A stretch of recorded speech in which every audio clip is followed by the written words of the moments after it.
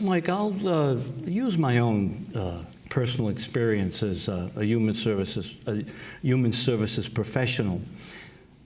Decades ago, I learned that in order to help people make change, I had to listen to their perspective, to try to get a sense of what they thought was going on in their lives and what their challenges were.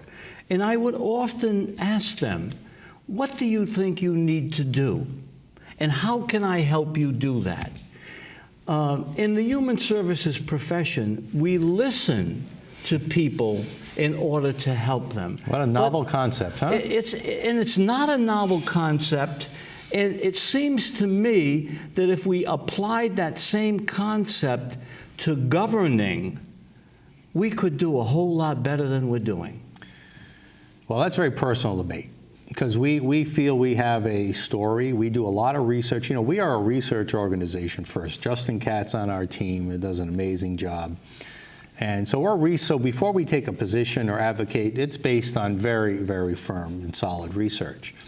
But what happens in Vegas often stays in Vegas. You know, people don't want to hear what we have to say because it goes against the grain of their preconceived notions or against what the governor or the speaker or, you know, whatever administration we're talking about believes. And you know, I can, you know, the most personal story I have on that was about 2 years ago when we were involved in the RhodeMap Rhode Island debate, and we were raising awareness about that. Yes, I remember it well. We did a number of shows with you and others, representing both sides of the roadmap. And that's all we asked for, is a fair debate of the issues. Well, Governor Chafee responded when asked about some of our comments. Well, you know, if Mike Stenhouse feels so strongly about this issue or that issue, maybe he should run for office.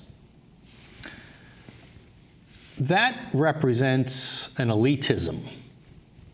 That unless you're one of the crew, unless you're elected, unless you're part of those insider few, that your opinion doesn't matter. I can tell you, our think tank is part of a national network of free market think tanks. And I can tell you in many states, most states throughout the nation, major public policy debates include the public, include think tanks like ours, include well-known economists, include academia, include government officials. And you have this, and you have these debates these debates engaged for months upon months, and then hopefully coming out of that is a better policy. In Rhode Island, the elitists don't want that. Yep. They craft their policy. They have their own debates in dark rooms behind the scenes, and then they come out and they want us to just accept it, and they don't want to hear any changes to it. You know, so when Governor Chafee then told me, your view doesn't count because you're not one of us, that's an elitism, you know, that has to change. We see it in this administration in different ways as well.